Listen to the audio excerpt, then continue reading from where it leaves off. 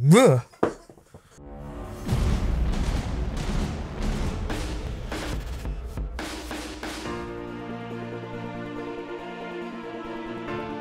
What's up, everyone? Welcome to Men vs. Movies. I'm Griffin, as always, and today I'm going to be giving you my review for Aubrey Plaza's new film, Ingrid Goes West. Ingrid Goes West is written and directed by Matt Spicer, and it's starring Aubrey Plaza, O'Shea Jackson Jr., and Elizabeth Olsen. And the film tells the story of, you guessed it, Ingrid. She's a very socially awkward person. She doesn't have a whole lot of friends, and so she clings to social media to get attention and build friendships with people that she sees online. Yes, it is very creepy. And when she starts following this fashion and lifestyle blogger played by Elizabeth Olsen, she decides to go to California, meet up with her, become her friend, and change her entire life. So believe it or not, I had only heard about this film within the past couple of weeks, maybe the past month, and I saw the trailer for it when I went to go see Logan Lucky. Seemed very interesting. Seemed like it could be pretty funny as well. And walking out of Ingrid Goes West, I have to say this was a very interesting film. I wasn't quite sure how I felt about it, but after sitting on it for a little bit,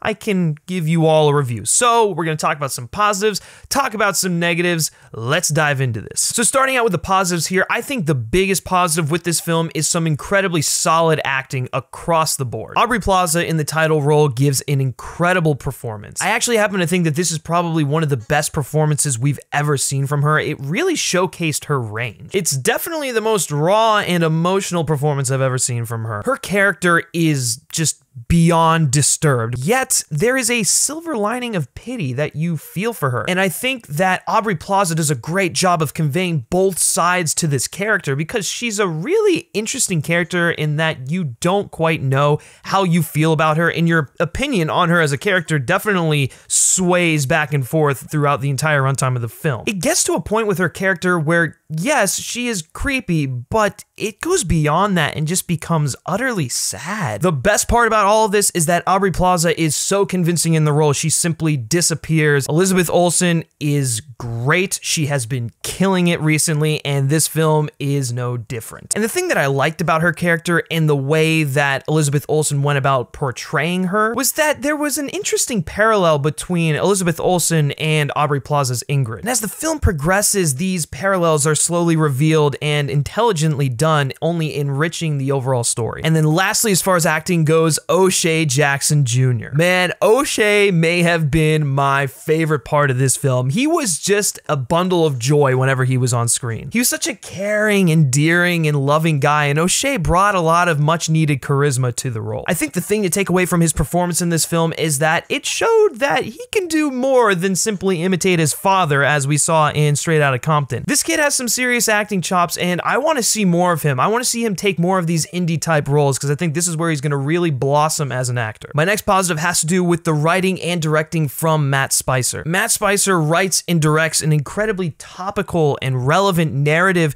that comments on this generation of social media and obsession. The constant want and desire to live someone else's life and the stalker tendencies that come with the Instagram platform are a definite highlight. He also touches on the desire for appreciation and instant gratification online. And all of this packaged together makes for an applicable message and maybe cause us to take a look in the mirror, reevaluating our own lives. The film also comments on those people who take something such as a simple like to heart, thinking it means something much more than what it really does. And then something else that Spicer does quite well is showcase that it's not always as glamorous as you might think on the other side. And the people you may think who have these picture-perfect Instagram lives, quite frankly, may be in fact full of shit. On a non-thematic level though, Ingrid Goes West is interesting in that it starts out with an incident and shows Ingrid go through the motions of that exact same incident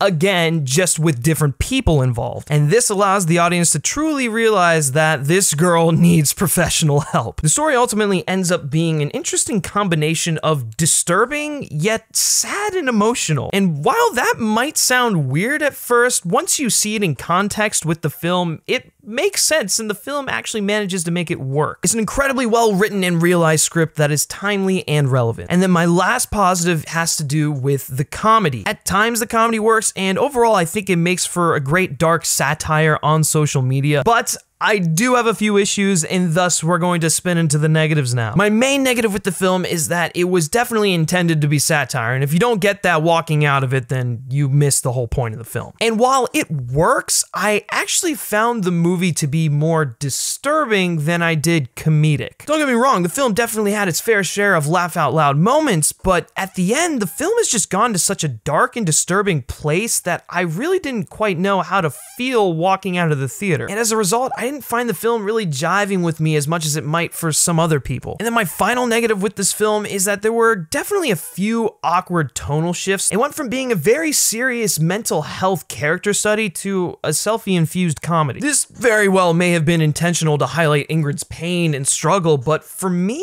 it just felt awkward and I didn't really like it. And that's it, guys. Overall, I thought Ingrid Goes West was a good movie with some great performances and a very relevant and timely commentary on this social media generation and the effects of loneliness and how people use social media to cope with that loneliness. But I ultimately found it more disturbing than comedic, and there were some awkward tonal shifts in there that I didn't quite jive with, and that's why ultimately I'm going to be giving Ingrid Goes West in the fight.